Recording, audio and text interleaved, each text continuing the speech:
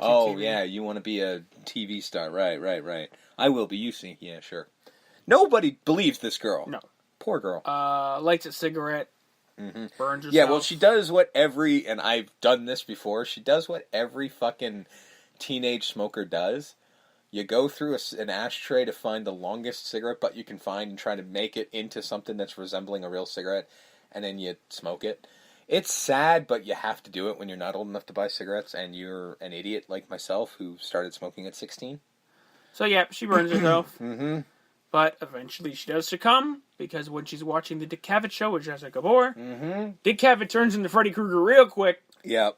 Murders Jessica Bohr. Fuck what you think. Still one of my favorite deliveries. Because it basically, the line that she's going is like, darling, which was her thing, and she's just like, you know what I think? Oh, do you know what I think? Who gives a fuck what you think? I'm like, alright, that's pretty good. So I think she goes to turn the TV off. Mm-hmm. Well, the TV goes to fucking static, and she's trying to fix the TV. So she's like turning the channels, because kids, back in the day, when they said don't touch that dial, because TV used to have dials on them. So she's turning the dial, and now it's a mounted TV because it's a hospital, so they mount them up top, back before. I just realized mounted TV as if that was a weird thing. Everyone's TV's mounted. This was an old tube television that they mounted. This was they didn't used to do this. So it's up high, and then she's like turning the dial, nothing's happening, and then she smacks it, and then fucking arms come out of it, and they pick her up, and then a head fucking appears out the TV, at the top of the TV. You can kind of hear the vacuuming sound of... Yeah, because there's only so much you can cover, and then he sort of pulls up, and this is where you get the most immortal line of, "This is it, Jennifer, your big break in TV." Pause. "Welcome to prime time, bitch." Slams her head into the TV, and history is fucking made. Now, when they find her, she's dangling in the TV. Hanging, I would say, what? Something that physically isn't possible. Nope. So, how is this still a... You know what? They used to think that a lot of this shit was a suicide that wouldn't make sense. So, this is just how they deal with it. I do enjoy, in a movie we'll never get to talk about, Freddy vs. Jason, they basically just sort of deal with it in that sense of, in a way to shut it up. They're just like, oh yeah, it's a suicide, even though it makes no fucking sense. We get Neil with a sister who is helping out at the hospital. Yeah, nun just randomly pops up. And you should realize what's going on the minute he finishes talking to her, because it's like, who are you talking to? Yeah. Because you never see anyone else interact with this person. Yeah, so he starts talking to the nun, and the nun... Who also looks like a ghost. She looks like a ghost. Well, yeah, I mean, I'm not up on my nuns, but I always remembered them wearing black. Her nun outfit, her what is it, habit? Yeah. Is all white, which is not a thing from what I know. So Sister Mary Helena. Sister Mary Helena. And she starts talking about the unquiet soul, i.e., Freddy fucking Krueger. Yep. And she seems to know a lot about him. Well, that's interesting. And then, who are you talking to? What? And that's sort of all we get for now.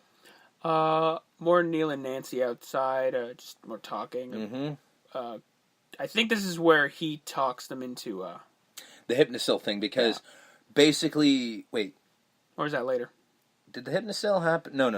You're right. I was going to say, did the Hypnosil happen? And it's like, no, that's not possible. Because Dr. Liz is just like, what are we going to do? And it's like, I'm prescribing Hypnosil. Yeah, like, Sims... Oh, I guess she talked you into that, huh? Yeah, well, they're fighting, because Sims is sort of pissed off at... What the fuck? Why am I forgetting it? But I can't remember what she's mad about. Well, she's mad because it's an experimental drug. No, before that. Because he does it, in a fucking, blurts it out. Right.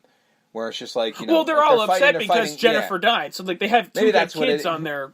I think, you know what? They have another group, and they talk about Jennifer's death. But nobody's really talking, but she gets all pissed off, and then she's just sort of she comes up with the... No, fuck, we're dumb.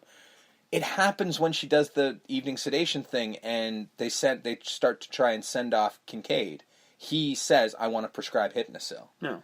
That's when the fight happens, and then she's just like, I know what it is, I can't believe you're saying it. And he's just like, well, I want these dreams stopped. And that's when Nancy asks, is it going to happen?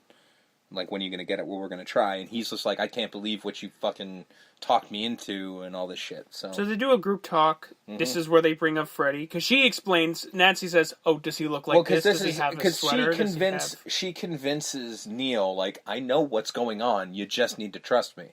And again, how are they not in a relationship? Because the way she keeps saying, do you trust me, clearly means that they're in a relationship. They're not just coworkers.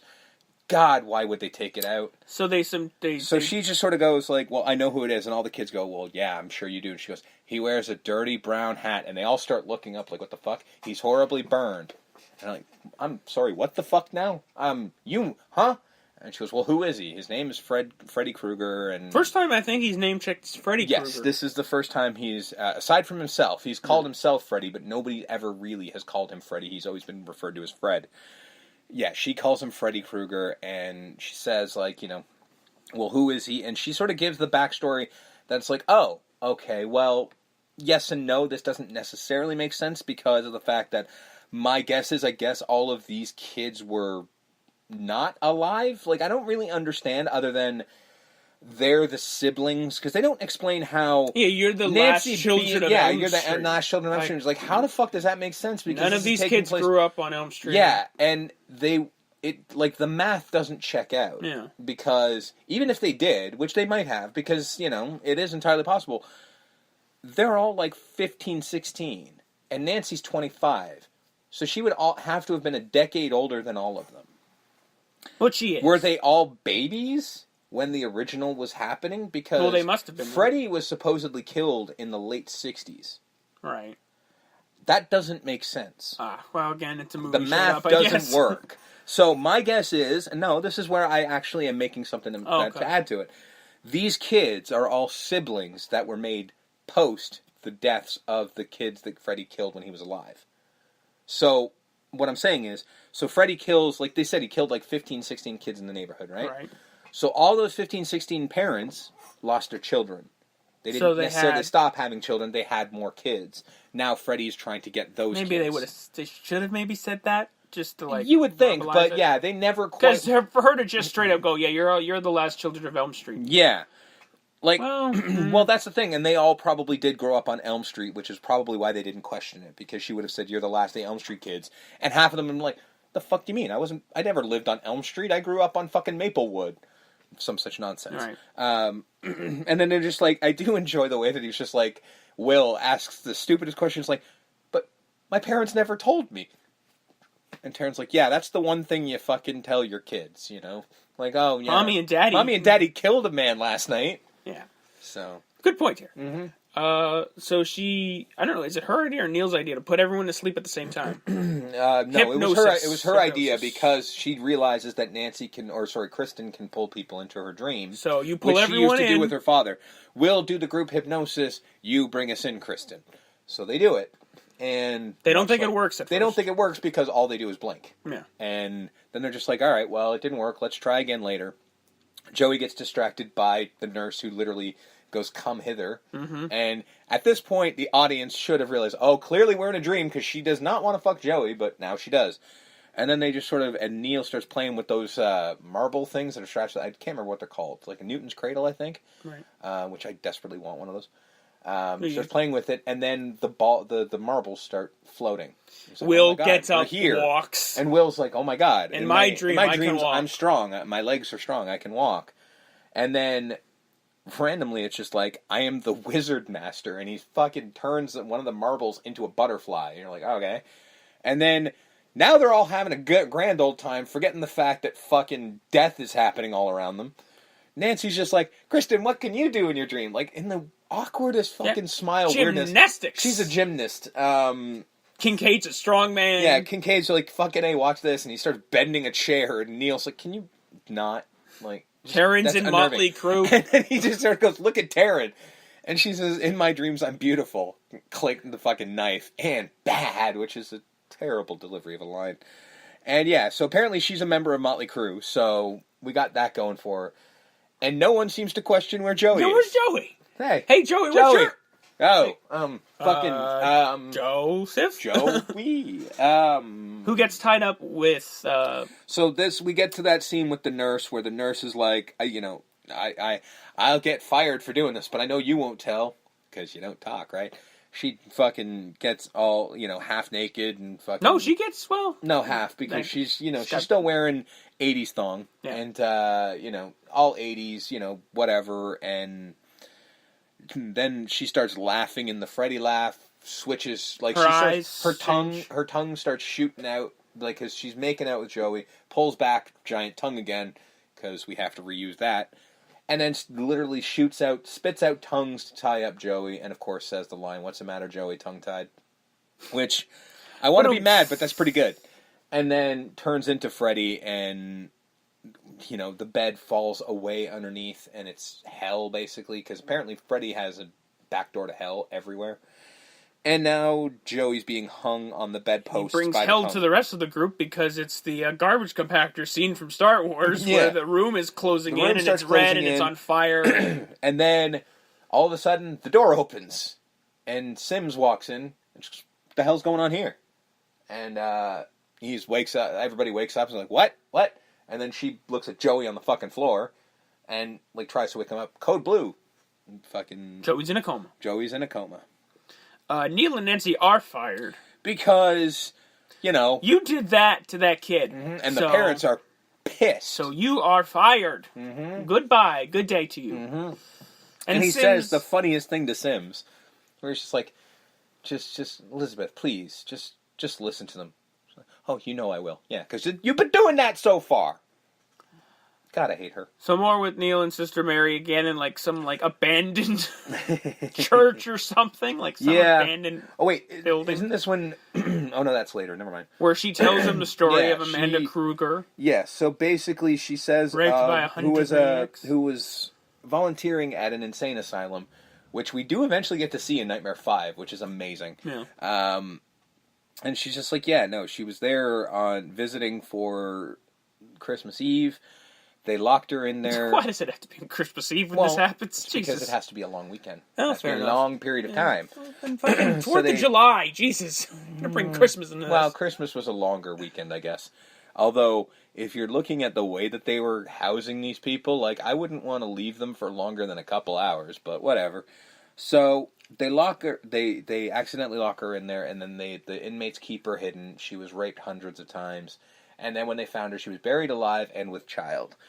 Yes, that's word for word, because I've seen these movies too many fucking times. Bastard child of a... So, basically, eventually she gave birth. She gave birth to the bastard son of 100 maniacs. And that's basically... That's not how babies are made, but okay. Well, no.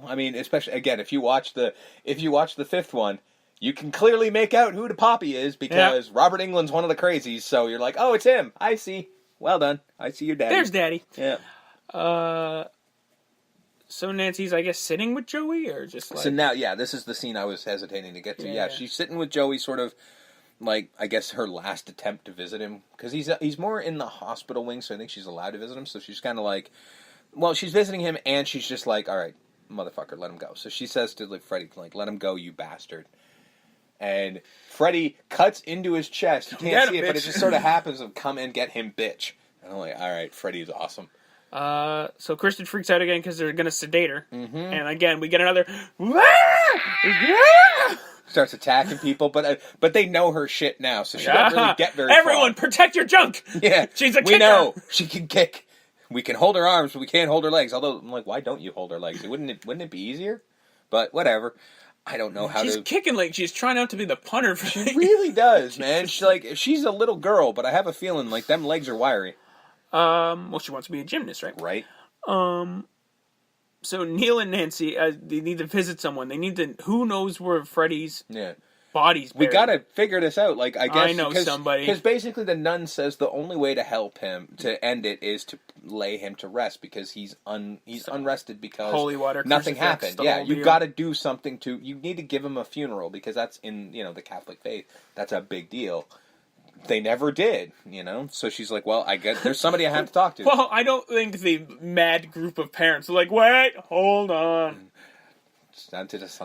Before we bury him, let's all, everyone. Everyone say, let's stand around, let's say a few words. Bring out your crosses, come on. We have to be respectful here of the child murderer. Where's Father Mulcahy? Let's bring him in here. give him his last rites, you know. But yeah, so they basically like, okay, well, there's one person we can go to, and it's about time he started talking. And then enters fucking drunk as fuck Donald Trump.